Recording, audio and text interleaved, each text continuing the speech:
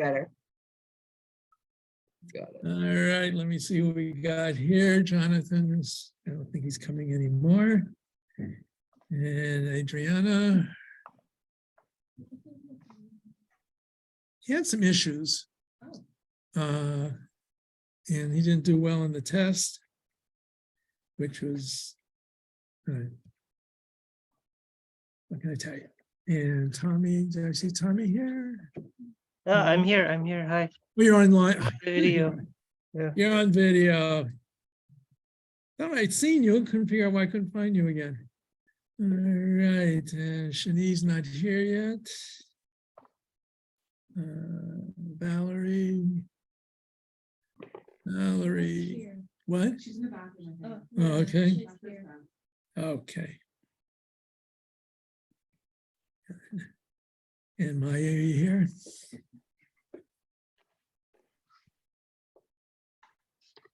You know, usually the troublemakers I get to know first. Right. No. And Alex is online. Hi, Rabbi. Yeah, and Joseph, you're here. And Nadia, yeah, not coming today. Their anniversary. So. Their anniversary. Oh, Mazel Tov.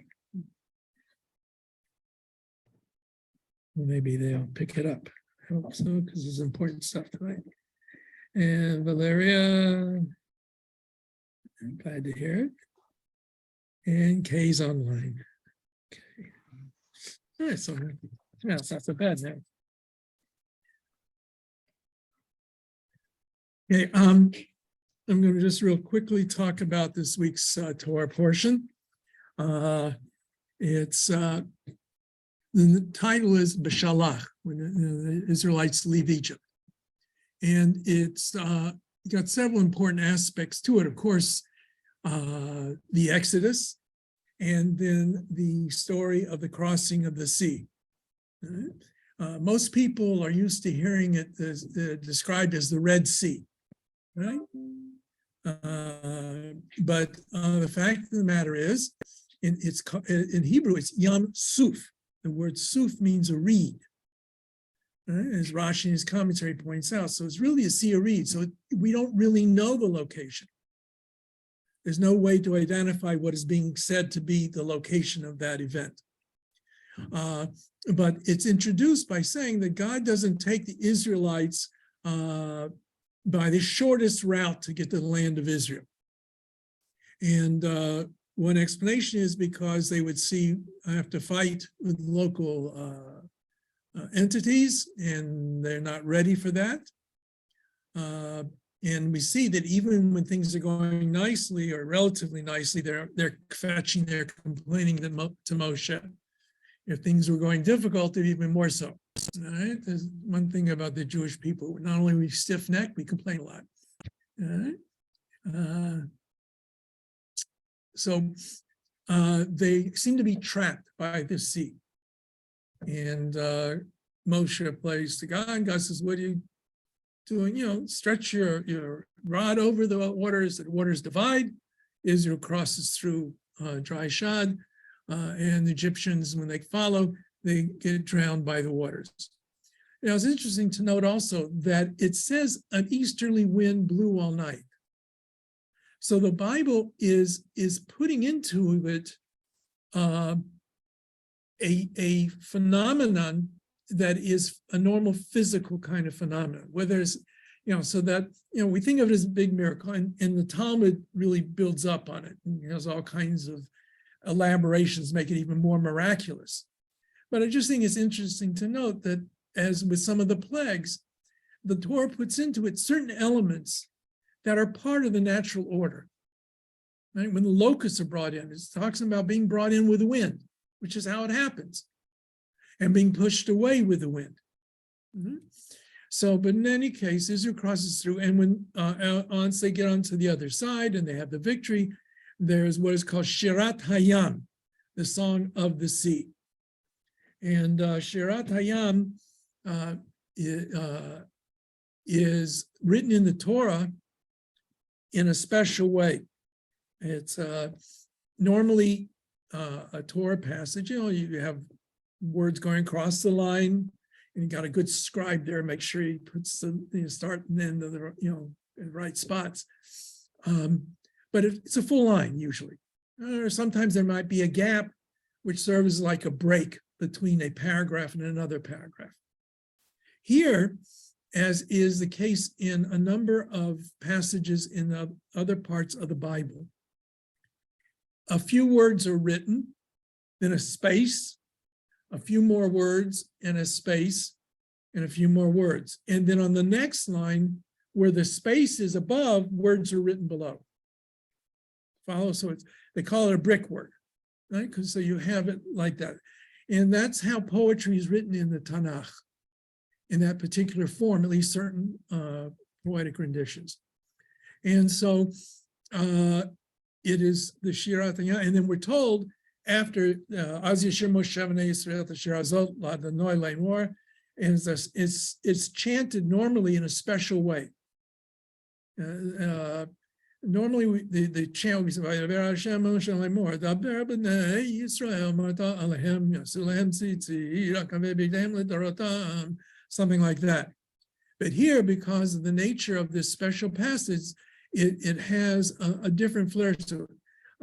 As Yashir Moshe B'nai Yisrael Shirazot L'Hashem Le'mor Asher L'Adonai Ki Goha Susra Vayam Oziv Matya Vahili Lishua. You see, it sounds like a more festive, joyous kind of expression of the language there. And then after the Israelite men sing and have their performance, it says the women too, under the leadership of Miriam, also sing. And then not long after that, we started the problems of having people kvetching all the time. I should need years at home there. There's no water. And the Israelites say, well, why don't you let us die in Egypt? At least we had what we needed there, and they kvetch. And so Moses strikes the rock and they get water. And this is going to be a recurring theme throughout the Torah, that the Jewish people never quite seem to be satisfied with what God gives them. They just seen this great miracle at the sea, and the next minute they're kvetching again. And so it is a reality that we are conversant with. Okay.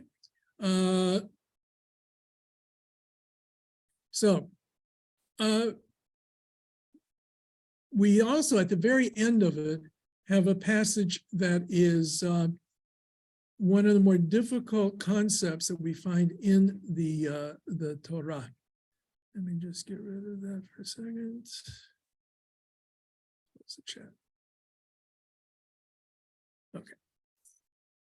We're told that while Israel was on its way, that the Amalekites attacked the defenseless, the weak, the ones with the stragglers at the back of the march.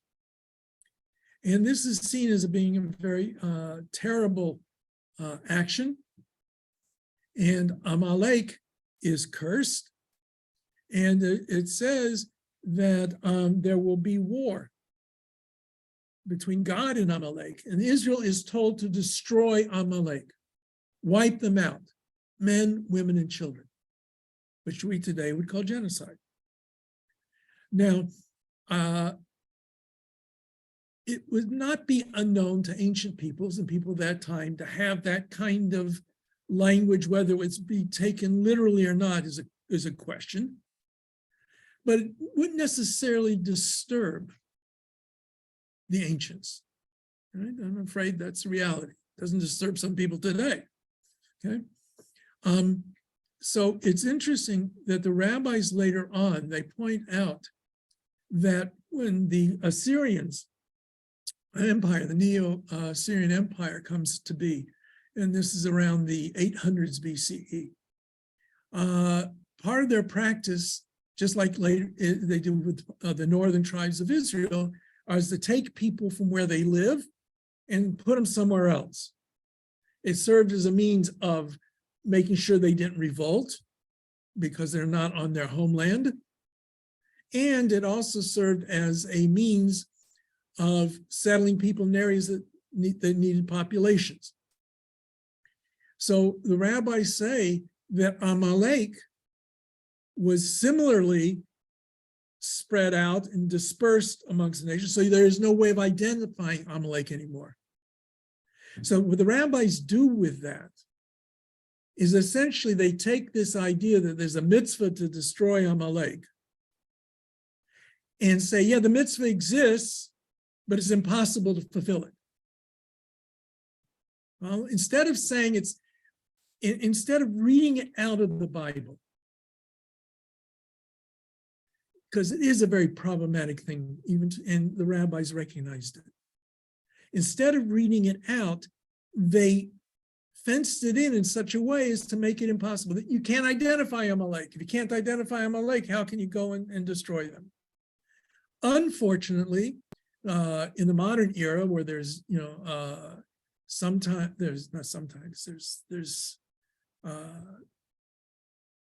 issues in the land in Eretz Yisrael with the neighbors, the Palestinians, and that there sometimes is a desire on some to identify the enemy as Amalek. And once you identify the enemy as Amalek, then you're able to do whatever you want to them. And it's a terrible thought. But that does exist, to be aware of that. And when we talk about the Holocaust, we also talk about the same idea, that how are the Nazis able to do what they did? By denying the basic humanity of the Jew. When the person that you are trying to get rid of, or you're dealing with, and you don't want around, or you want to whatever, you dehumanize them. It's much easier to kill that which isn't human. Right? And unfortunately, in war, that's what happens. And when you see all the propaganda that was created in the United States and England, I don't know, I know for sure about in the United States because I've seen the pictures of it.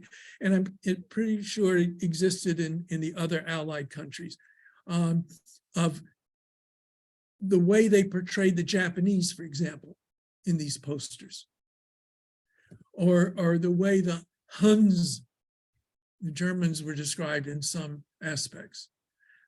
Part of the reason for that is you tear them down, and it makes it easier. Today, a guy sits around a computer screen and he has a little knob, and he pulls it and the plane flies and drops bombs, and he's nowhere near the war. All right, that's a lot easier, and then it's just like playing a video game. So the rabbis, as is often the case, I think, when they find something they have a difficulty with, rather than saying the law is immoral, how could God say such a thing? They find a way around it to make it inoperable. It still leaves the problem of the thoughtful person who looks at it and tries to analyze it, but they make it no longer operative. And that's what the rabbis did with Amalek. So we have a mitzvah to destroy Amalek. Amalek no longer exists as an identifiable entity. It's just become evil. So we have an obligation to fight against evil no matter what it is and where it is. So it becomes a broader statement, but not one that you have a concretized action that you do with it. You follow? Make it as clear as mud, as we used to say. All right. So that's B'Shalach. And next week we have Parshat Yitro with the 10 Commandments. I'm going to pass around the synagogue attendance note. Make sure that should be here. All right. And so let's take out our Hebrew.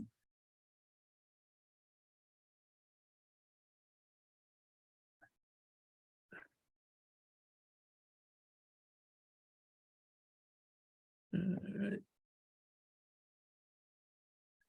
We are up to page 33, I believe, the Dalet.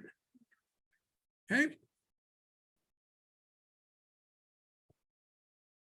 Once again, to show the relationship with the later Greek alphabet, at least name-wise and not form-wise, Aleph, Alpha, Beta, Bet, Beta, Gimel, Gamma, Dalet, Delta. So the first four letters of the Hebrew alphabet and their names in Hebrew are very similar to the names in Greek, because actually the Greek alphabet was derived from Phoenician. Phoenician was a Semitic a tongue, and it was the alphabet is used for Hebrew. Okay, now the letter Dalet, as we have today, has only the sound of a D, right? As in David. But again, historically, there were two pronunciations. There's the pronunciation where you stop the air, that's the D. And then there's a pronunciation in which there's no air stop. Yemenite Jews still retain that. And instead of D, it becomes something like Z. But we no longer make that distinction. But it is one of the letters that sometimes, because of that, will have a dot in it that people don't always understand. Why is there a dot in that letter? Sometimes that's to tell you that it is the beginning of a syllable, not the end. At the end of a syllable, it would have been something like that. And where it lives on, but is not completely followed, is there says in the Mishnah, I think it's in the Mishnah, that when you say the Shema, we have to be very careful to emphasize certain letters. Shema, in the word Shema, means hear, and it has an ayin at the end, not an aleph. And so in the Torah itself, it's written bigger. The ayin's written bigger to make sure you know which letter it is. To make sure you don't pronounce it like the aleph would have been. You really would have Shema. Not that, again, most people don't do that anymore. Right? And the echad at the end, just to make sure you don't mistake the daled for the letter resh, which is very similar in the way it's written. Okay.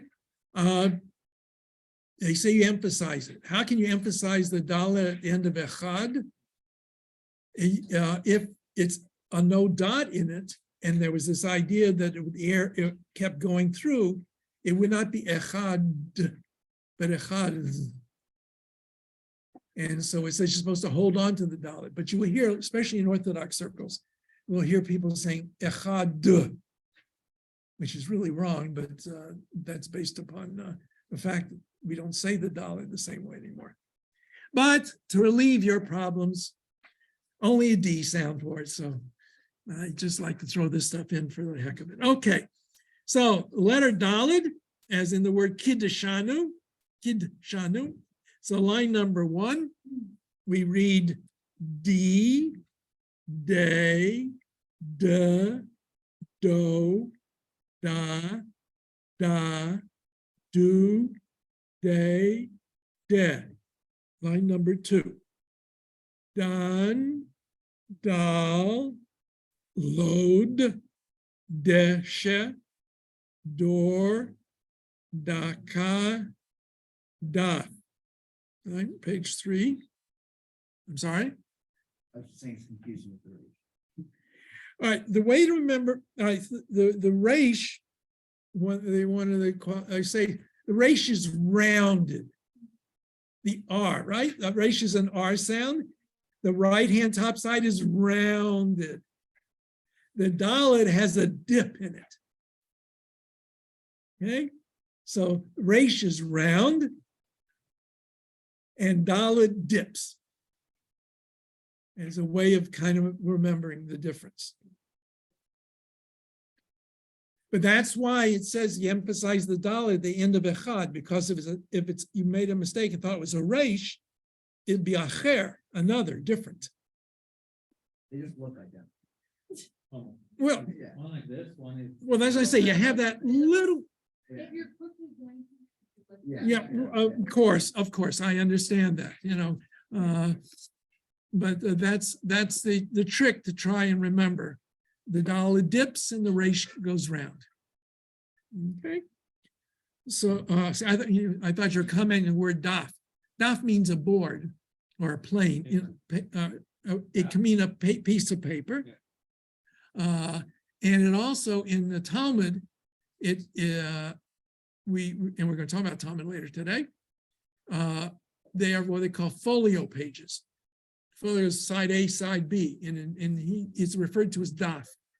Daf Aleph and Daf Bet, side A, side B. Okay, but it originally comes from a plank, I believe, a board. Okay, all right, line number 3.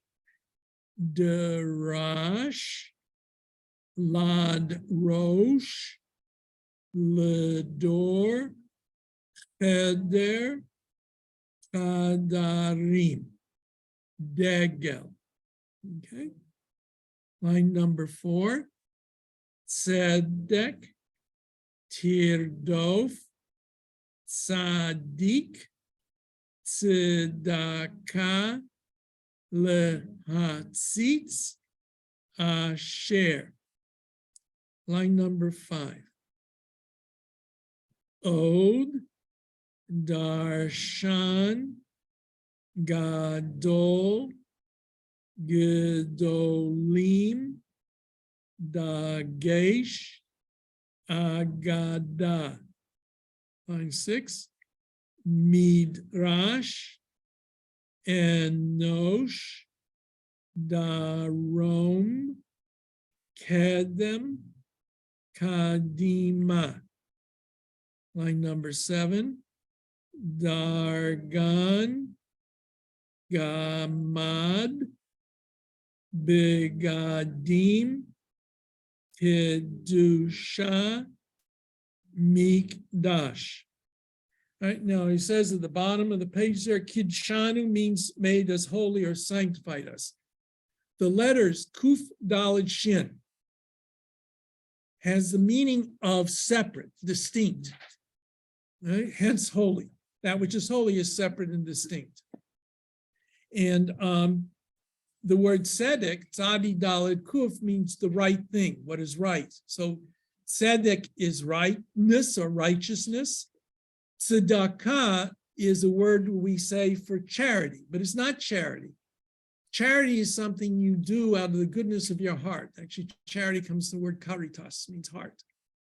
Right? Tzedakah comes from tzedek, because it's the right thing to do. It's righteousness. A Jew is commanded to give tzedakah. You can't be commanded to give charity. How can you, charity is something you do with, the goodness of your heart. Tzedakah is something you have to do. So it's a mitzvah that you must perform. Tzedek, tzedakah. A tzaddik is a person who is righteous. So you see, the three letters in the Hebrew words are used to form nouns and verbs coming from that same basic source. All right. Let's turn over to the next page. All right. The letter Vav. Now, we've seen the letter Vav as a vowel. Here we're seeing it as a consonant. All right. When it doesn't have a dot in the middle of it, or a dot on the top of it, and we'll see the exceptions to that on the next page. It's a consonant and pronounced like the letter V.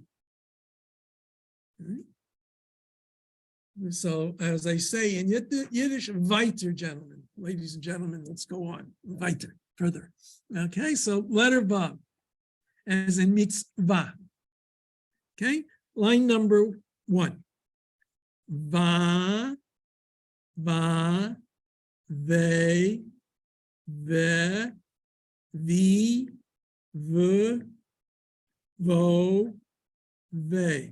Now, how do you know that's vo and not o?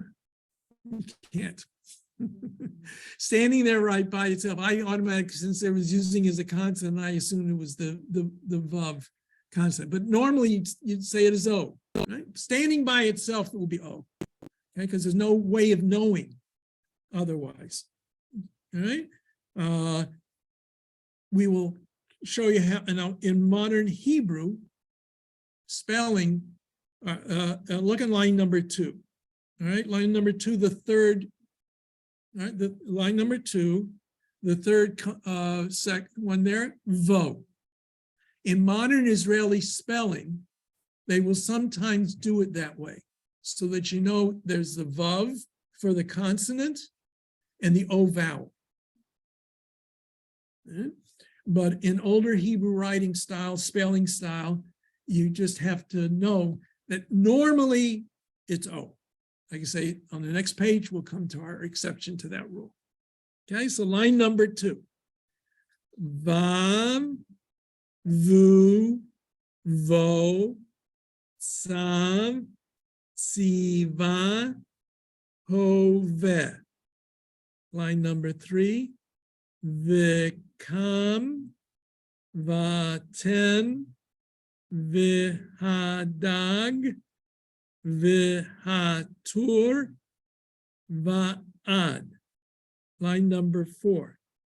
Rava, revach, roveach, v'ilu. Right? Remember when the chet is at the end of the patach under it, it's ach, not cha. Right? Line number 5. Vilachatz, vatiten, vihotzi, vilon. 6.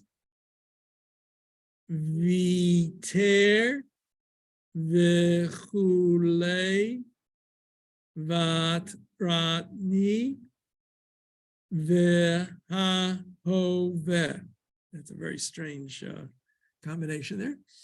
Line number 7, vadaut, vador, ufrots. Vadaut is what? Certainty. All right. Now let's look at page 35 and understand. Now the word mitzvah comes, the basic root of is sadi vav he, meaning to command. It's used even by the rabbis in 2 or even 3 different senses. When we talk about the mitzvot of the Torah, we're talking about the commandments. Mitzvah means a commandment, something you have to do. Tzivui is command. Right? You have a verb form of tzivui. It's a command form of the verb. So the first and most important understanding of the word mitzvah is commandment. And if you go before the Beit Din and one of the rabbis asks you, what does the word mitzvah mean? Please answer him as commandment. Or maybe her, depends on what Beit Din you're going to, okay? Now, even in the Talmud though, it is sometimes used in the sense of something you're supposed to do, but you don't have to do. You should do it. It's nice to do it, but it's not really commanded. Mitzvah? No, mitzvah is not a blessing. Mitzvah, it's used as commandment. It's used as a good deed. Well, I'm saying even in the Talmud, it uses that. The Talmud will do something like this. There are certain things in the performance of a ritual act that have to be done. Okay? And if you don't do it, you haven't fulfilled the mitzvah. Okay? I'm sorry, but the first thing that comes to my mind is not the most pleasant one, but when there's a sacrifice of an animal. Okay? Part of that sacrifice was putting the blood on the altar. If you don't put the blood on the altar, it's no good. Okay? It's like you've done nothing. On the other hand, the leftover blood was poured out at the bottom of the altar on the southwest side of the altar. But it says if you didn't do it, okay. You should have, but if you didn't, it doesn't change anything. Okay? That's a mitzvah in that sense. You should do it, but if you didn't, okay. And then it comes to the sense, since you're supposed to do something, it becomes a good deed. Right? The example I like, do me a mitzvah, run down to the store and pick up a loaf of bread. So it has the basic meaning comes from command, to do something. It then also has the meaning of a good deed. But for example, when we say a bar mitzvah or a bat mitzvah, okay, the word bar is Aramaic, in Hebrew would be ben, son. Bat is daughter. The literal translation makes no sense. A bar mitzvah is a son of the commandment. I've heard of a son of a gun and son of something else, but that's not what is meant here. But the word ben or bat, child of something, can also mean a member of something. A person is part of something. So a bar mitzvah or a bat mitzvah is an individual, male or female, who is now subject to the commandments. So in that case, it very clearly means a commandment. And when we come to the bar mitzvah later on in the spring, one of the questions on the test is always, what do you have to do to be a bar mitzvah?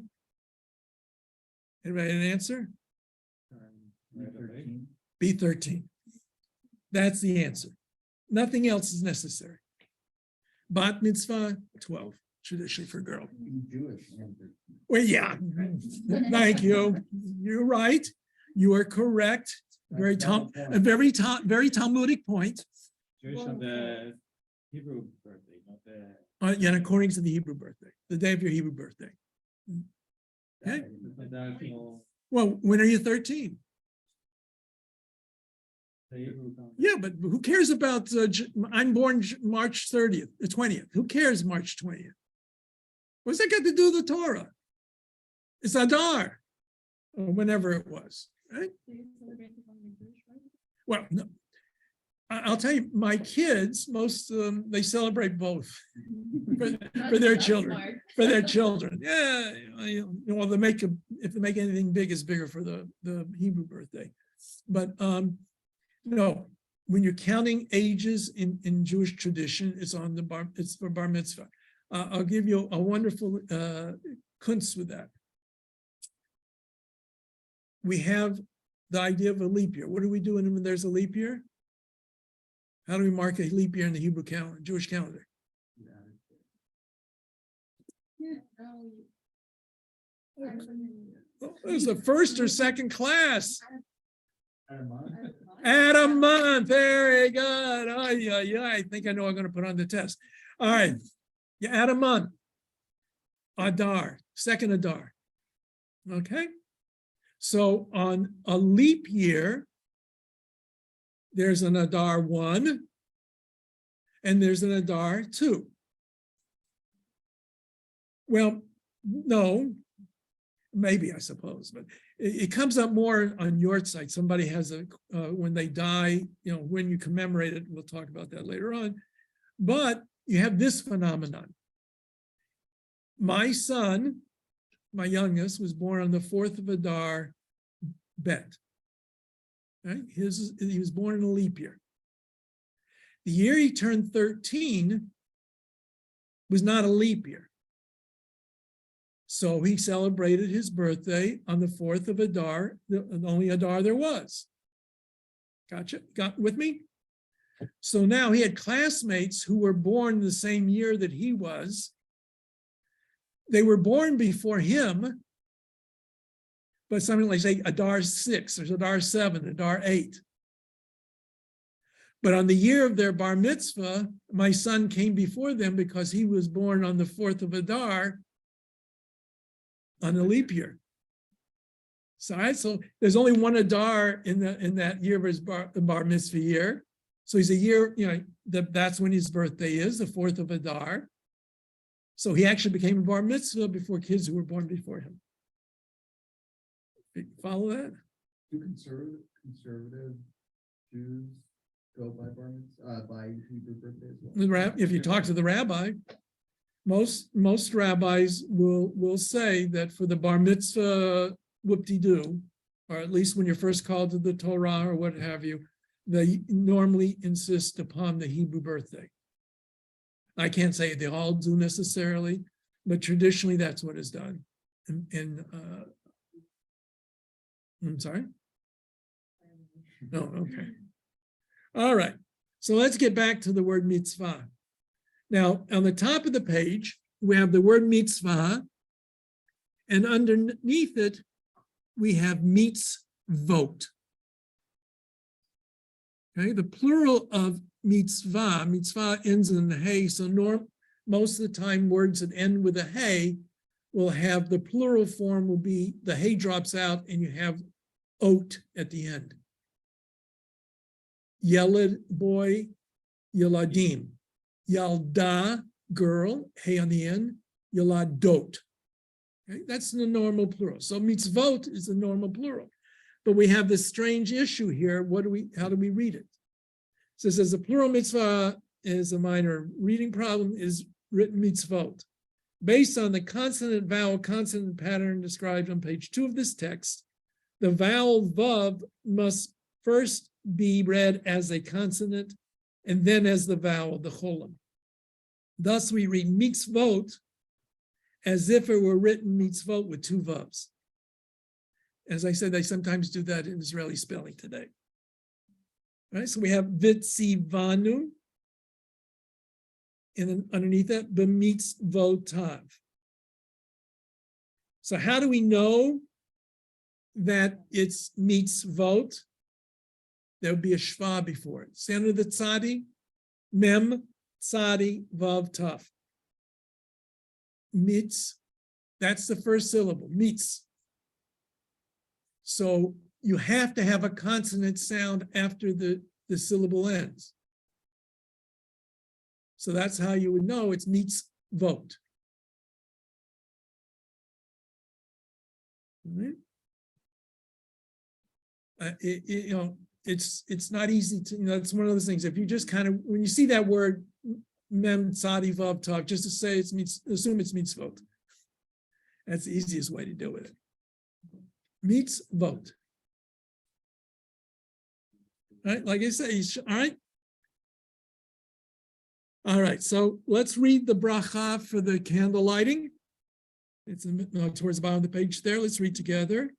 Baruch atah Adonai Eloheinu melech haolam asher kidshanu b'mitzvotav v'tzivanu lehadlik ner shel Shabbat.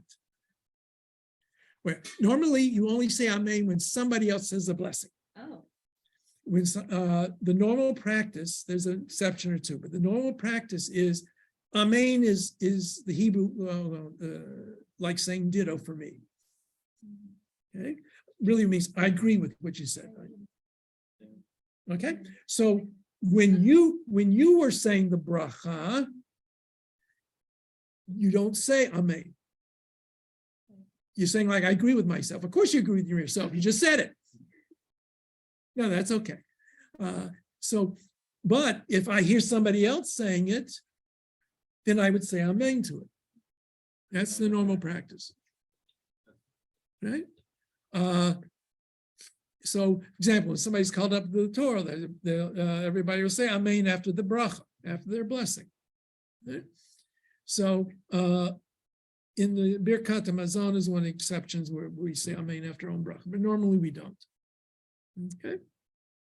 So now I said the new words that we had in the bracha are lahadlik.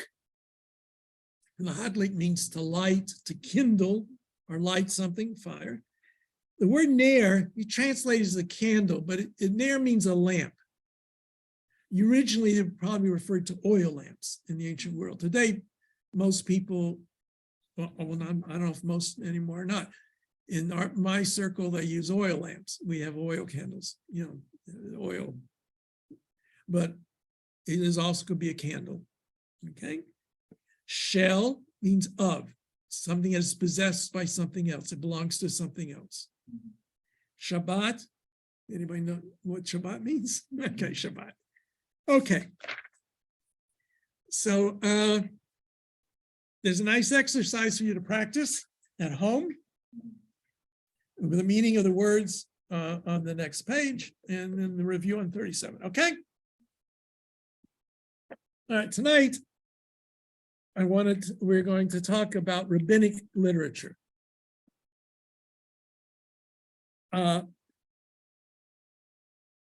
Just recently, I was reading an account of dealing with the Middle Ages. The church, it's not fair, the Catholic, at that time there was only one church.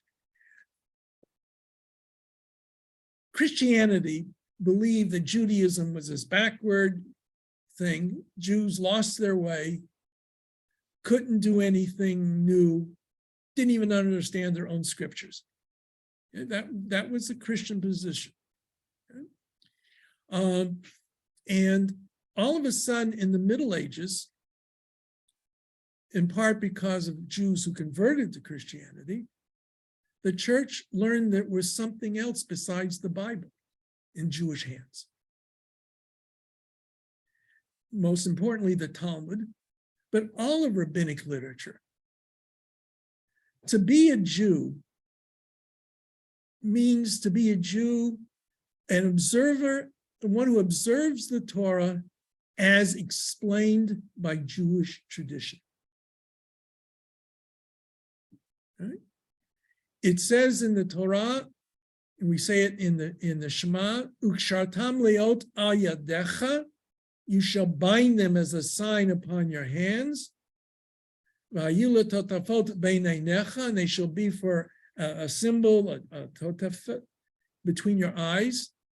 Uchtavtam al mezuzot beitecha, and you shall inscribe on the doorposts of your house, visharecha, on your gates. Now, what does that mean?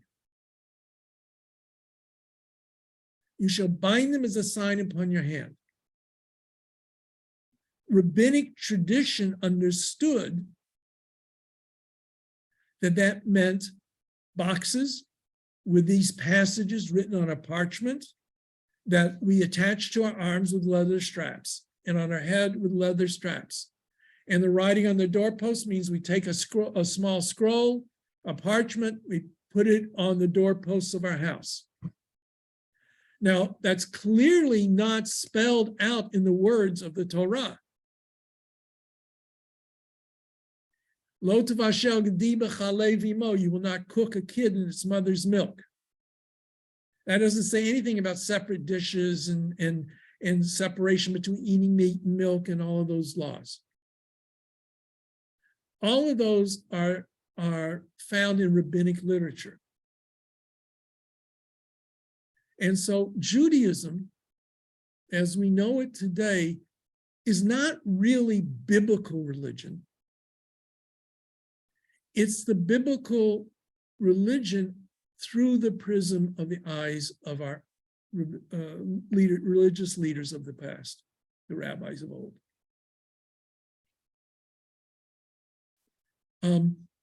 That's and the way it's described in Jewish literature, in essence, is to say that when God gave the Torah to Moses at Sinai, Moshe el Torah mi Sinai. Moshe goes up. We will read the story again next week. He goes up onto Har Sinai, Mount Sinai. He gets the Aseret HaDibrot, the 10 statements. He comes down, and then he goes back up for 40 days and nights. What's he doing? God is giving him, according to rabbinic tradition, the oral Torah, the laws that were not written down. So as Jacob Nusser describes it, we have these two Torahs. We have the Judaism of the two Torahs. Torah Shebechtav, the written Torah. That's the actual 5 books of Moses that you can pick up and read. And then there were the oral laws, many of them interpretations or expansions, and sometimes additions to what was to be found in the written Torah. Now, the rabbis themselves had different attitudes towards the total meaning of this oral Torah, this oral law. There's a statement that says, anything that any student is going to come up with in analyzing the Torah was already revealed to Moses at Sinai. Just like it says in Ecclesiastes, Ein chadash tachat hashemesh, there's nothing new under the sun. No one can examine the Torah laws, derive anything from the Torah that was not already revealed to Moses at Sinai. So that approach assumes the great expansion of what it means by the oral Torah. Everything that we talk about in Jewish tradition of the Torah, that's a legitimate part of our tradition, was already revealed to Moses at Sinai. Okay, that's the expansive version.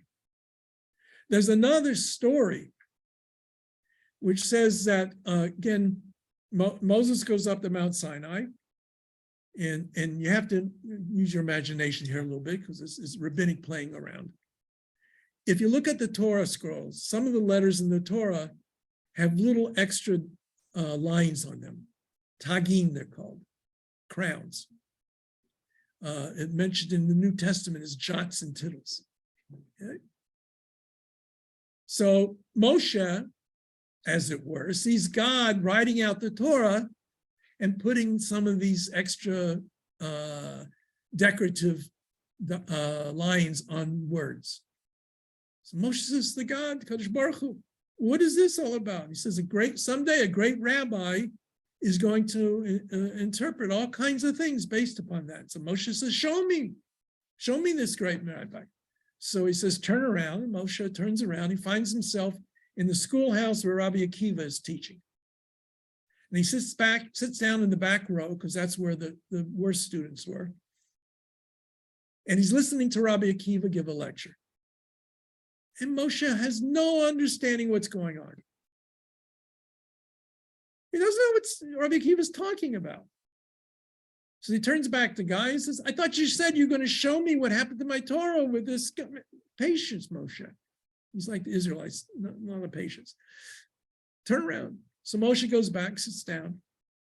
And then one of the students say, but Rabbi Akiva, how do you know this? And Rabbi Akiva says, it's a law that goes back to Moses at Sinai. And Moses was happy.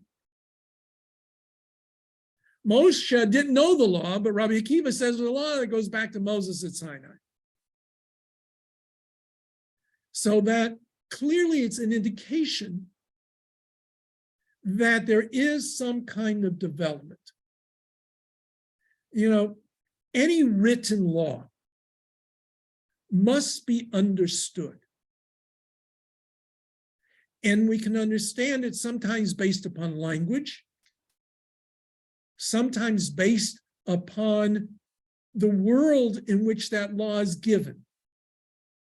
I'll give you a great example, which is fought over in the United States.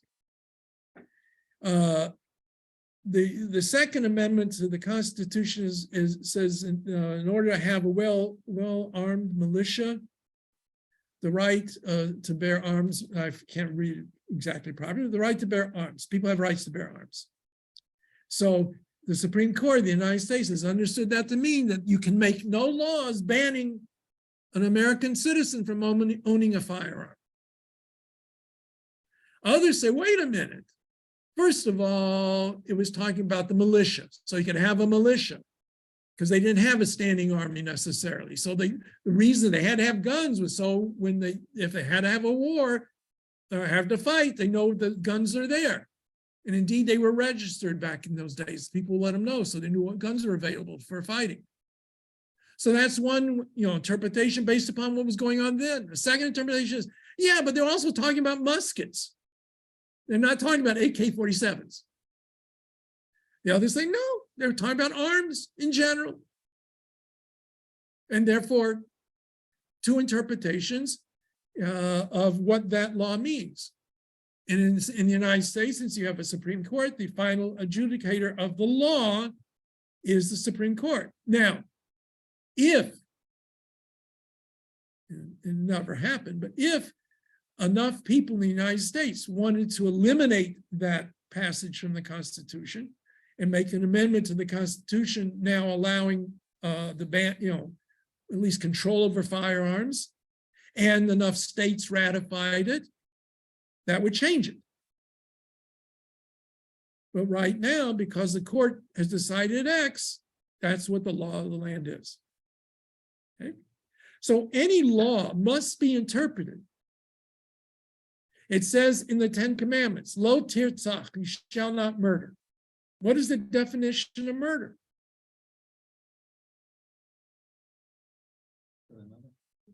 And well, what if you're in a war and there's somebody shooting at you? Is that murder? All right. It is homicide. Homicide just means a person killing somebody else. All right. But most legal systems recognize that in a war, you're allowed to shoot the enemy that's shooting at you. Not a civilian, not somebody else, but that. If somebody breaks into your house, are you allowed to shoot them? It may depend on circumstances. Okay. So lo tirtzach means do not commit murder, but then you have to define what is murder. It's a word, but you still need to define it. So there are lots of things that are common knowledge, that people understand the basic words and what they mean. Anybody here not know what a driver's license is? Of course, we all know what a driver's license is, right? 200 years ago, do you think they would have known what a driver's license is? No. Didn't exist. Who knows if 200 years from now, driver's licenses will exist? They may not. But today, what does a driver license have to contain? Maybe. What personal information? How much personal information? That is by statute, right? All of us here know what a driver's license is, but we may not know what the legal definition of it is in Ontario. Okay. So there's different levels of knowledge of what something is. So minimally, my understanding is the oral Torah at its root is those things that were necessary to understand the basic written Torah. And over the course of the centuries, as the rabbis, the scholars of Israel dealt with the rules, the laws developed and became what we have today. So that when I say tefillin, hopefully everybody around this table knows what tefillin are, even if you don't know what the prescription is, how, what makes them kosher. But if I'm a rabbi or if I'm a sofer, a scribe who's making tefillin, I better know all the rules and regulations. Okay, so now what happened? What clearly happened is there is the written Torah, whichever way you want to take it. It was Moses at Sinai. It was a development up to the time of Ezra. I don't care. And alongside that written Torah was the necessarily information to understand the basic rules. And along with that develops traditions of interpretation, of expansion of what is in the written Torah. And originally, this Torah Shebaal Peh was oral. It was not written. It could not be written. The rabbis insisted you could not write it down. You know, one of the great strengths of an oral tradition is it can change relatively easily because you don't even necessarily know it's changing. One of the problems with an oral tradition is it changes. Okay, the good and bad same together. So we have two developments in this oral law. We have what is called midrash. Midrash is to examine, to ascertain what passages mean in the Torah. And the purpose of what we call midrash halacha, or legal midrash, is to understand what the laws of the Torah mean. Right? So, for example, you could find in the Mechilta, the Mechilta is a rabbinic midrash on the book of Exodus. It starts with chapter 12 of Exodus, because I said there, this is where the new moon is brought in. Okay, and so in describing the laws of the new moon,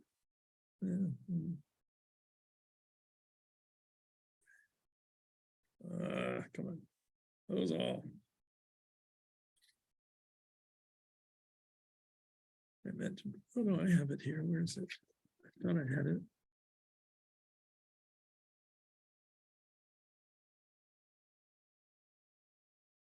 Okay, it says in the Torah about the Shema, Dibarta bam, you shall speak on Meshivtecha bebeitecha, you sit at home, Letecha bederech, and when you are on your way, Uveshoch b'cha uvkumecha, when you lie down and when you rise up. Okay? That's what it says in the Torah. What does that mean when you lie down and when you rise up? What is that telling us? Before bed and What? before you go to bed and when you wake up. Okay, so what is that telling us then? First thing and last thing. Good. What? First and last thing, what? Or recitation of the passage. All right, now, what is the definition when you lie down? If I work the midnight shift and I go to bed at 8 o'clock in the morning, when I get off the midnight shift, do I say the Shema then? And then when I get up at 4 o'clock in the afternoon, do I say the Shema then? Sense would say yes. But Well, yeah, but we don't make laws for individuals per se. We make it for the community. So the rabbis understood it to mean when people go to bed and when people get up. We'll come back to that in more depth a little bit. But for example, God says to Moses and Aaron in the land of Egypt,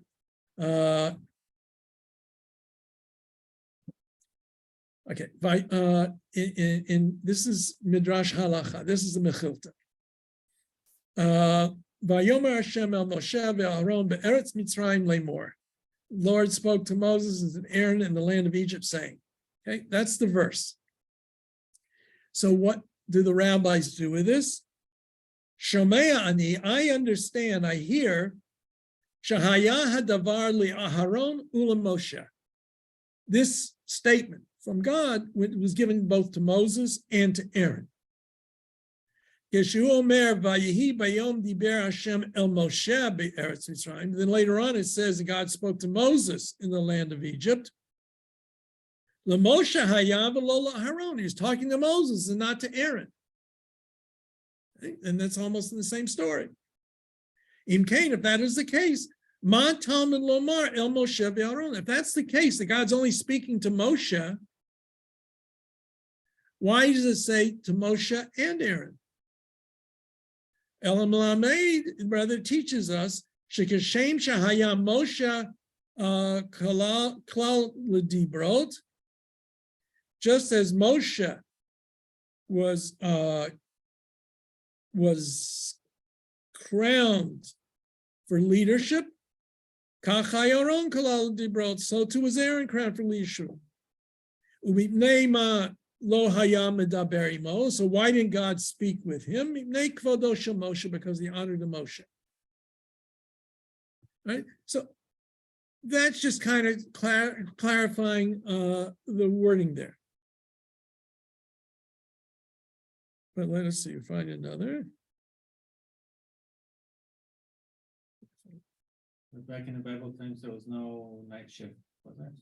Well, yeah, sometimes, but no, basically no. I'm just trying to. All right. Why is one person's like interpretation of things taken over another? What do you mean? Like, how did they, like, the Midrash, how did they decide whose interpretation was like the Okay. accepted one? All right. Well, what we have is the following. We have a development. And that's one of the things that's unique about, well, we usually use the term Talmudic literature. There are different opinions. And I'll jump ahead and we'll come back to it. In the Talmud, right, that passage where I say we lie down, we rise up. So the Talmud says, the Mishnah says, when do you say the Shema at nighttime? From the time the priests enter to eat their truma until the end of the first watch. These are the words of Rabbi Eliezer. Okay? So Rabbi Eliezer apparently says, we won't go into details, what does it mean when the Kohanim eat their truma, but you've got a third of the night. The night was divided into 3 watches or 4 watches, depending upon whose opinion you follow. So he says you have until the first third of the night. If you're going to say the Shema at nighttime, the proper time is from when the priests enter their truma, eat their truma. It's dark enough for the stars to come out. We'll use it that way. Until about a third of the night is passed. Okay. The sages say until midnight. Rabban Gamliel says ad she'ala ya'aleh amud hashachar, till the break of dawn. The very first Mishnah argues 3 opinions. How do you decide who is right? The Talmud doesn't always tell us. Sometimes we have certain general rules that we follow. Sometimes it's a majority rule. But the Talmud lists all these opinions. Sometimes, yeah. Okay. Sometimes it'll list various. That's really what the Talmud's all about. Really, it's arguing over who's right and wrong in many cases. There's again, I'm jumping ahead, but I'll do it anyway. There's a famous story of Taner Achnai. The sages are gathered together and they're arguing over what to us is a very obscure point of Jewish law about the purity of a certain kind of oven. And Rabbi Eliezer says it is impure. And the sages say it's okay. Not a problem. I think that's I forget the order, who says which side, it doesn't matter. So Rabbi Eliezer says, if I'm right, let this stream of water prove it. And the water starts to flow upstream, up the hill. And so when the rabbis say, you can't prove anything from a stream of water. If I'm right, let this carob tree prove it. And the carob tree moved 100 paces. Some say it was 200 paces. Can't prove anything from a carob tree. If I'm right, let the walls of the schoolhouse prove it. And the walls start to bend in. And when the rabbis say, why are you interfering walls in this argument? So they didn't go back straight up out of honor to Rabbi Eliezer, but they didn't fall down out of honor to the rest of the rabbis. Finally, Rabbi Eliezer says, if I'm right, let the heavens prove it. And a voice comes from God in heaven, a bakol, the law follows Rabbi Eliezer. End of argument, right? No. Rabbi Yehoshua stands up and he says, Lo bashamayim he. It says in the Torah, it's not in heaven, it's given to human beings to decide. Even God has no voice in that decision making. Achrei rabim lahatot, you follow the majority rule. So one of the rabbis walking one day comes across the prophet Elijah, who he pops up in the Talmud all the time. He's God's messenger. He says, what did God do when Yeshua got up and said it's not in heaven? He says, it's chuni benign, it's chuni. God was happy. My children have bested me. They've bested me. So even the divine voice from heaven. The modern story goes there four rabbis having an argument over something, let's say four rabbis. So three say yes and one says no, and then God comes down and says he's the one person, he's right. And the other rabbi said, okay, now it's 3-2. There's lots of reasons why probably they didn't want this idea of divine, how do you know God's really speaking, all kinds of issues like that. But when there was a Sanhedrin, presumably issues could be voted on and decided. As we'll see, that after there's no longer a central authority to do that, what happens is various individuals, sometimes groups, but usually individual rabbis, become accepted as the Supreme Court, as it were. And you go and ask the question of the rabbi. We'll get into more of that later on. But when the Talmud clearly spells out an answer, usually that's what's left with. And it'll sometimes say that. This is the law. Sometimes it doesn't say it. And you're left with, well, we know, generally speaking, we follow when it's Rabbi Akiva versus one of his other rabbis, the law follows Rabbi Akiva. If it's Rabbi Akiva, but a bunch of rabbis, then we follow the bunch of rabbis. All right? Rav and Abaye, two of the important sages of the Talmud, they dispute all the time. They have a fight. Can't read a page of the Talmud almost without having a dispute between Rav and Abaye. The law always follows Rava except for these exceptions. There's a mnemonic Yal Kagam that tells you those are exceptions. So there are principles on how to decide. So why do they record both opinions? It's suggested that opens the door for later court. If it's greater in wisdom and knowledge and number, they can overrule the earlier authorities. Doesn't really happen like that, but that's at least in theory. But we've jumped way far ahead. So we haven't gotten to the Talmud yet, right?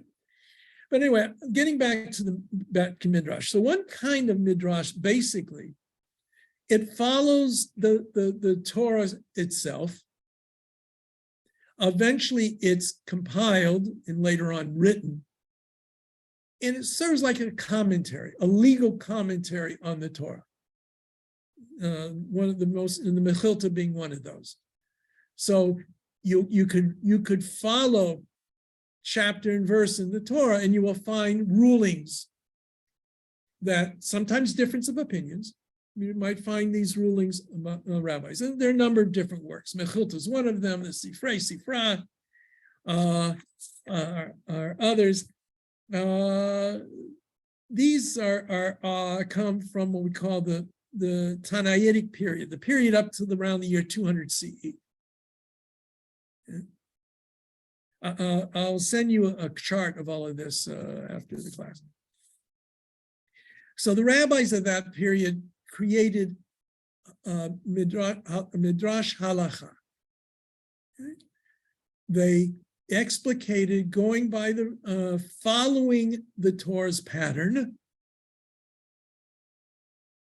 explaining the legal material.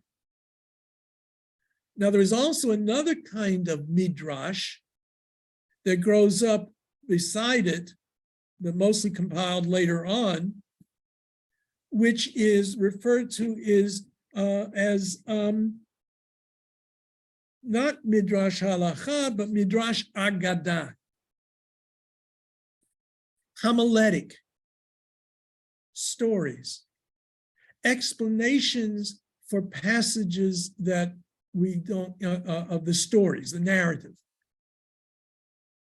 Right? One of the very famous ones, I think I mentioned it. We find this in Breshit Rabbah. Not the way I'm telling it exactly, because it's much more complicated, but basically what it says is, one day Avram at that point says, it's foolish to have all these different gods. There's got to be one God that's more powerful, one God that you should worship. So he sees the sun. So I'll go worship the sun. But then the sun sets and the moon comes up. All right. The moon bested the sun, so I'll worship the moon. Then the wind comes along and blows the clouds in front of the moon. So he wants to worship the wind. He goes through these elements. They work, back and forth, and you compete with each other. That can't be. There must be something above that. There has to be a God who controls all of that. And so he starts believing in the one God. And then one day his father, Terach, who is an idol maker, that he has the idol shop. Remember, I told you that story, and he breaks them all up, puts the hammer. That's from the Midrash. It fills in the gaps.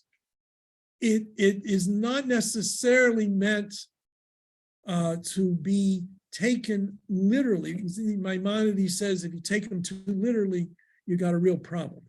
But it's not supposed to be the word of God. It's not supposed to be. Now, what happens in Jewish life, there's a tendency to give greater and greater credence to these kinds of things. So that one of the problems from my perspective, and we had this when I sent my kids to day schools, Hebrew day schools, is many in the Orthodox world today cannot distinguish between this midrashic storytelling and the Bible itself. Since the rabbi said it, it must be true. Okay? And so, for example, there was one fellow who said when Jacob goes down to, Abraham goes down to Egypt the first time, he was already famous throughout the world. How could Pharaoh not know who he was? Well, maybe he wasn't so famous.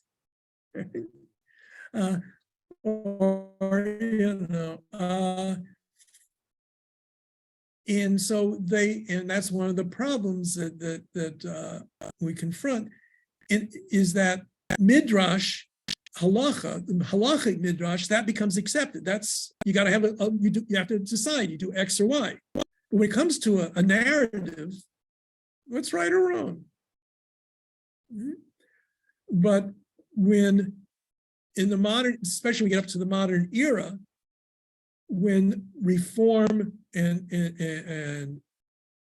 the small letter R and other investigations of Jewish tradition come about that are critical, they draw up the wagons, like the old wagon train. You circle the wagons and defend everything.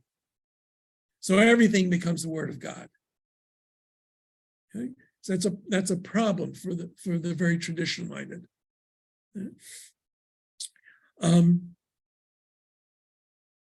So there, I was going to say, Maimonides himself and his son in the introduction to a work says there are people who believe the Midrash is true, and therefore they believe silly things. There are others who say the rabbis were silly and tell these stories. They're both wrong. It's like poetry. Poetry is not necessarily meant to be taken literally. He roared like a lion doesn't mean that the exact sound of a lion. It means he made a loud noise, right? That's what poetry is. Similes and metaphors. What's important is the idea behind it, not necessarily the way it's dressed up to present the idea. That's how the Maimonides explains a lot of things, even the Torah itself in places. So I have no problem saying that the Midrash is not to be taken literally. It's an attempt, the Midrash Agadah, to explain these things. And it's based on their worldview, and we have to, that's the reality there. Agadah is a tale, no? Well, yeah, but Lahagid, right? It comes from Lahagid, to tell something. Agadah means, Telling. yeah, Lahagid, to tell something. Yeah. So Haggadah, like the Haggadah for Pesach, right? So it is used as storytelling, but it can have the meaning as some want to make it. It's almost like the Torah itself, or it's the rabbinic attempt to explain the lacunae, the missing things that are in the Torah, things that we don't understand completely. Okay, so these are collected now, and a lot of them end up in the Talmud itself. A lot of these midrashim, and we know that midrash was being collected even up until the close. We have some later than the year 1200. That doesn't mean that the material's all written then, but it's compiled or edited. Like one of the ones called the Yalkut Shimoni. Yalkut Shimoni is what people like to read. Yalkut Shimoni is it just tells the stories. It doesn't have the fancy stuff that you find in a lot of the Agadic works.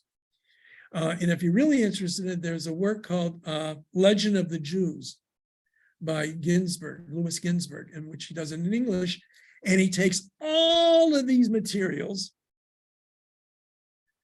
and brings them together in a nice little narrative, giving you the rabbinic storytelling all the way back to Adam and Eve till the time of the Second Temple.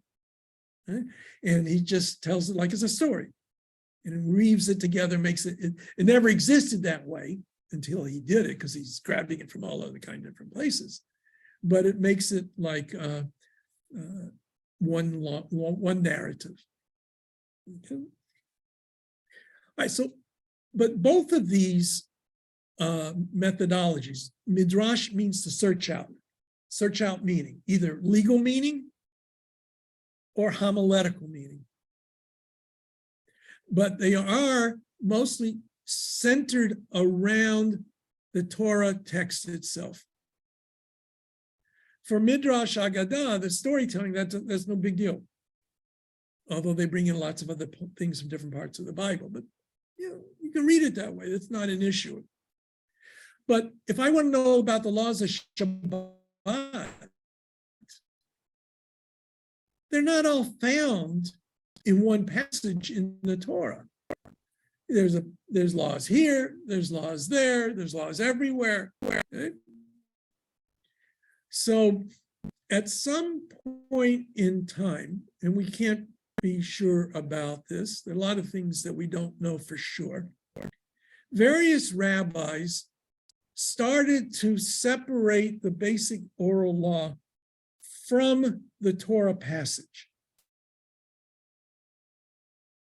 Okay? And eventually, this is called a codification of the oral law in a work called the Mishnah, around the year 200 of the Common Era, the Jewish community in the land of Israel was, at least in theory, governed by rabbis, whether it's true, at least on the religious level. And Rabbi Yehuda HaNasi, Rabbi Judah the Prince, was the head of the rabbinic court at that time, and he's credited with editing the Mishnah. Whether you really did or not, or you put the final stamp on it, that's irrelevant. And for most part, it was probably remained oral for many generations, even after his composition of it. But what the Mishnah does is it takes this material and organizes it together. So there's a tractate called Masechet Shabbat, the tractate of Shabbat. Now, why it's not completely comprehensive, but it mostly deals with the laws of the Shabbat in one section. Right? Brachot, the first of the sections of the Mishnah, I quoted it earlier. When do we say the Shema at nighttime? From the time the priest entered the Truman to him the first watch, these are the words of Rabbi Eliezer. It doesn't quote the Torah. It just says this is the law about when you have to say the Shema.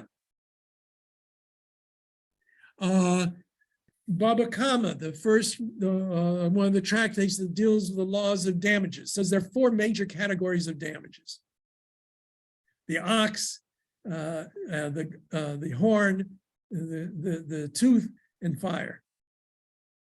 It doesn't tell us where it gets that from in the Torah. Okay? So in 6 major orders, are called orders, seders, that are then broken down into Masechtot sections, which are then broken down into chapters, and the chapters are broken down into paragraphs or laws. That's the Mishnah. Now, the Mishnah is very succinct. It sometimes doesn't make clear everything, and is not very good as a law code. Getting the first example, I keep going back to it. When do we say the Shema at nighttime? Until the third watch, Rabbi Eliezer says. The sages say until midnight, and Rabbi Gamliel says all night long. What's the law? Not only that, it's unusual that that particular Mishnah has a story that follows. As Rabbi Gamliel says, it was once happened that his sons came from a party, and they said to him, "We have not recited the Shema." He said to them, "If the dawn is not yet broken, you're obligated to read it." So what is the law? We don't really see it here.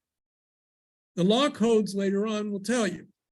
Okay? But right now in the Mishnah, we don't know what it is.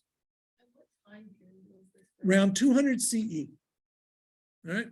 I use the terms CE and BCE, BC and AD. Okay. So around 200, it came into being.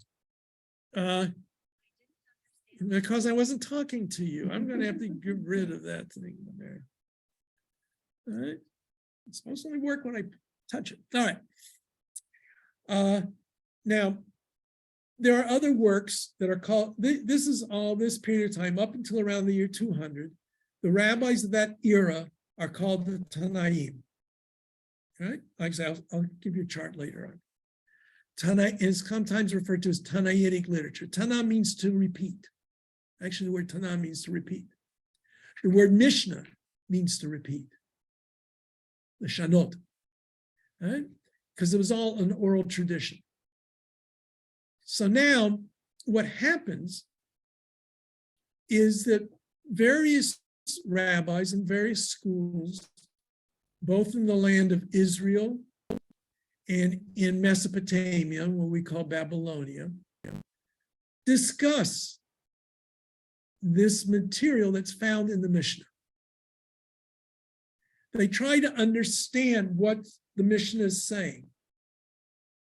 They try to understand if there's a difference of opinion, what's the basis of that difference of opinion? Now, there's a certain prejudice as they try to make the difference of opinion as narrow as possible always. Okay? So give you an example.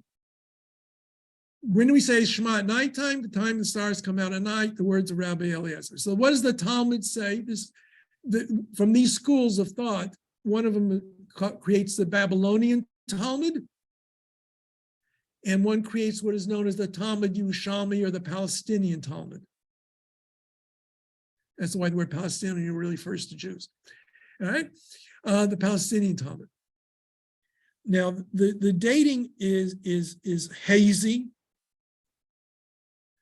The assumption is that what we call the Talmud Yerushalmi is edited sort of around maybe 350 or so, maybe 450. It's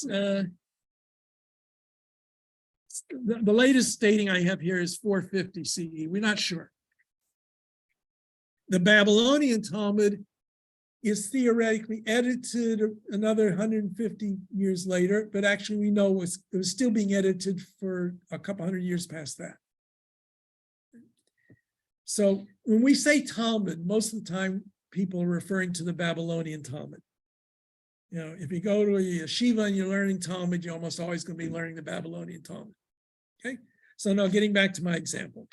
So the Babylonian Talmud, after we have this introduction, we have this Mishnah, right? We said the Mishnah several times. So the Talmud, also referred to as Gemara, and this is from the Amoraim. The Amoraim are the rabbis who live after the Tanaim for the next couple of hundred years, 300 years, give or take. And they interpret the Mishnah. They cannot argue with it. Right? If they disagree, they have to find a rabbi of the earlier period that says what they want them to say. You know, it's authority. The Tanaim are up here. We're down here. You can't argue up here with that guy. But if the two of you are arguing on this level, okay. If I can find support from up here for my position, I win, unless you find support up here for your position. Okay. So anyway, so the Gemara asks a very obvious question on the Mishnah. It says, what is the Tana talking about that he says, when do you say the Shema? Furthermore, why does it begin with nighttime? Maybe he should start talking about the morning Shema first. So it answers the second question. First, it says he's based upon a verse in the Torah, says when you lie down and when you rise up. So he talks about when you lie down. That's why he talks about nighttime first.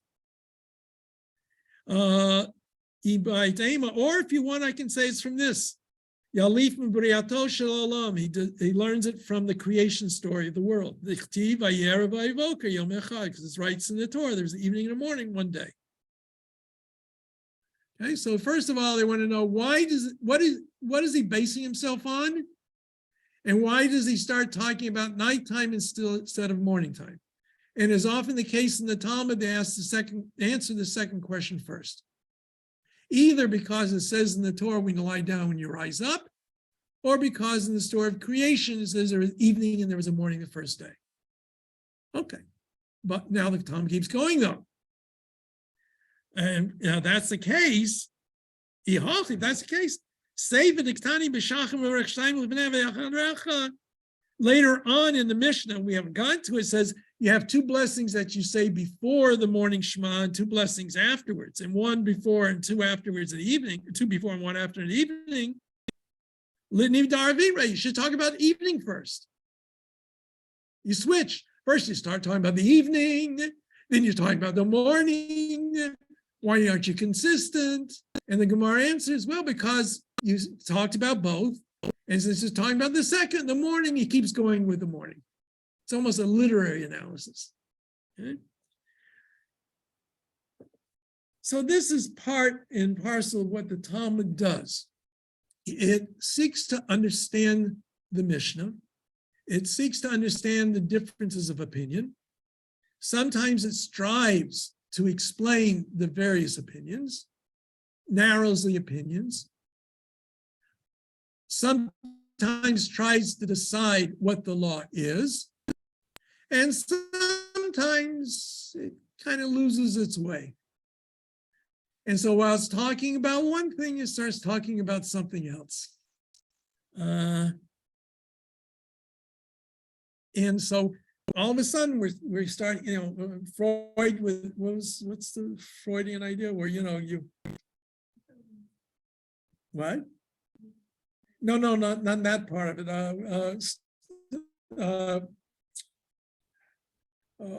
You ask a question. Yes, what does this remind you of? And you just keep going on and on. What? No. Stream of consciousness. There you go. Somebody paid attention.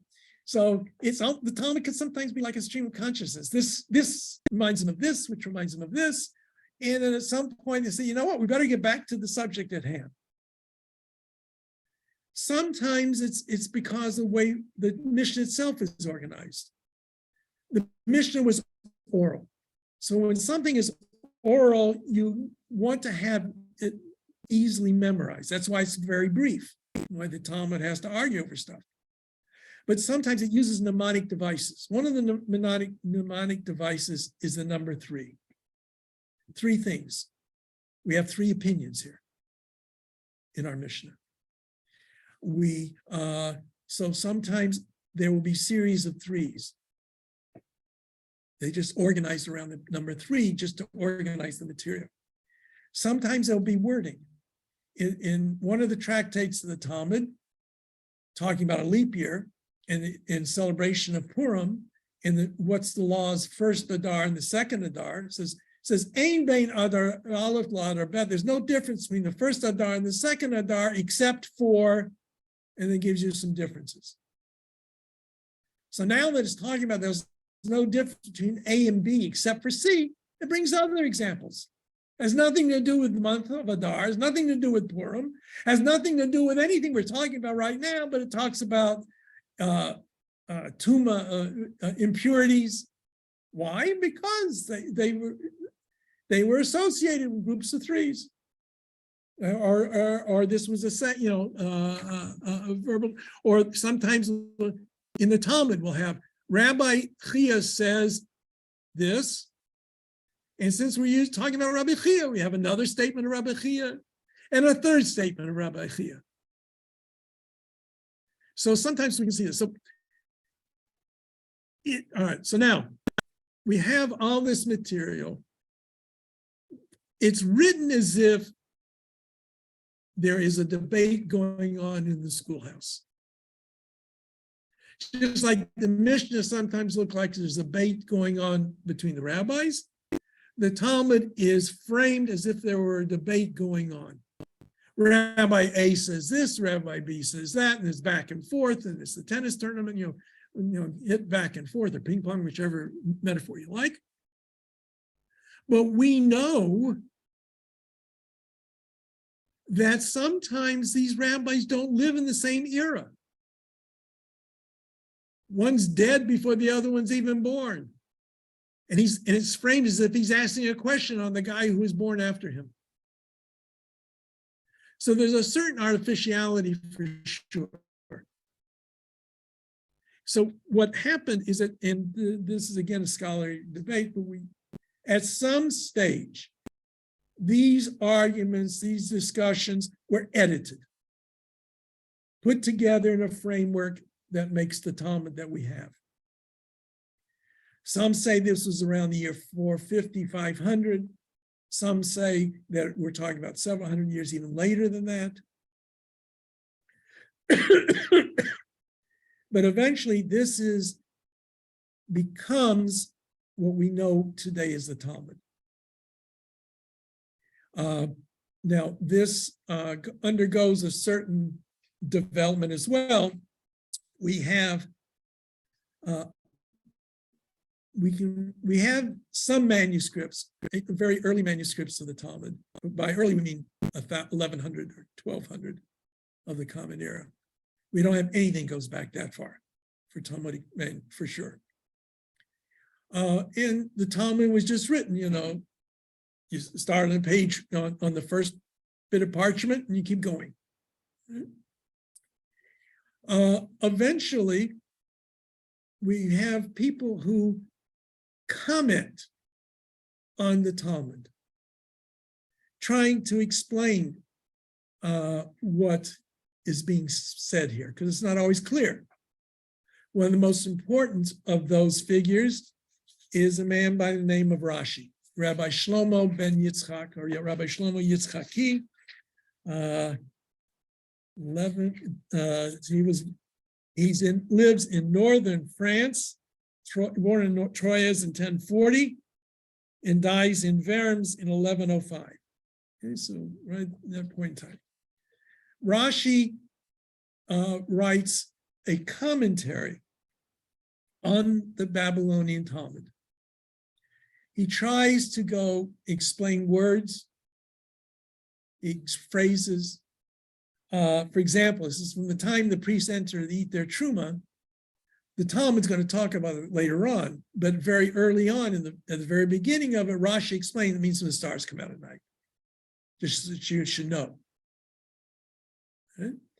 And he will sometimes clarify what may not be clear in the discussion. Sometimes there are words that are hard for people to understand, and he will translate them into what language?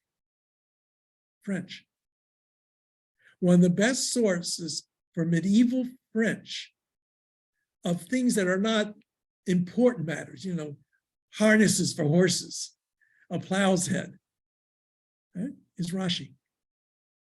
Because he says, he sometimes says, Lashon Amzo, in the language of the vernacular around us, this is X.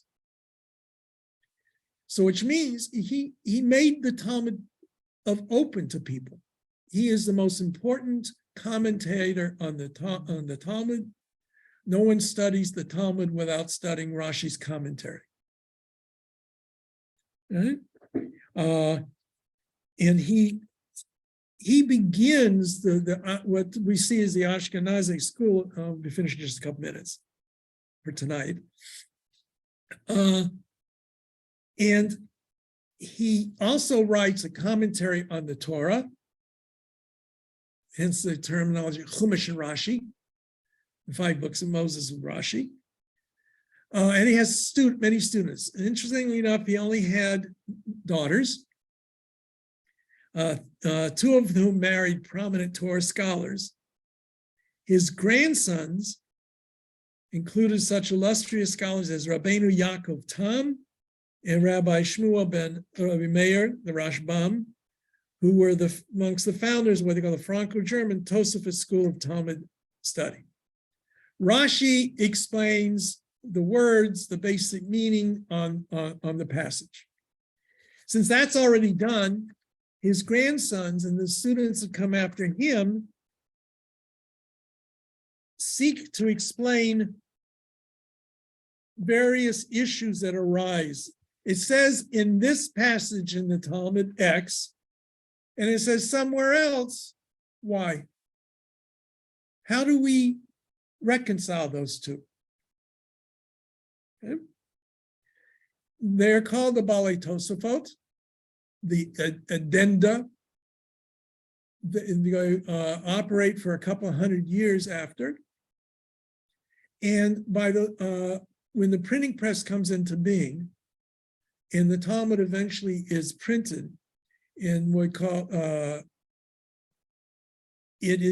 becomes standardized with normally the passage from the Mishnah first, followed underneath by the Talmudic discussion. On the side next to the binding is Rashi's commentary.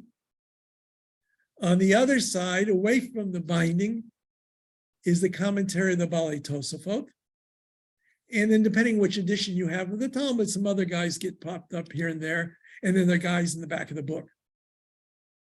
And that's because, and becomes known as the Vilna Shas. Today, if I want to cite a passage in the Babylonian Talmud, I will say it's in Mesechet Brachot, the tractate of Brachot, Daf Hey, folio page 5, Amud Aleph, the front side, Amud Bet, the back side. And every edition, a normative edition of the Talmud, will have that. So that there's the famous story, which I'll end with tonight, that the great scholars of Talmud, if you took a volume of Talmud and you put a pin through it, and they saw the first word where the pin went through, they could tell you every word in the Talmud that that pin went through. All right. And so my teacher, Rabbi David Halivni of blessed memory, who was one of these greats, his son once asked, one of his sons says, Abba, can you do that? And he said, yes. He says, why didn't you ever do it? He says, who wants to put a pinhole in the Talmud? But the greatest of these scholars, and we have to talk more about them later on, and a good part of it memorized. It's very clear that these great sages also often had eidetic memories. There's the only way you could do it. They could quote everything from all over the place. And the great scholars of the Talmud. And we'll have more of that next week. And we'll talk about law codes, and we'll talk about responsa, rabbis' answers to questions. Dear Abby of old. You don't even know who Dear Abby was. Okay. Any questions on what we talked about tonight? I'm sure it's perfectly clear to everybody. All right. Thank you, Okay. Rabbi. You're welcome. Good night, everybody. Good night. Thank you so much, Rabbi. Okay, good night.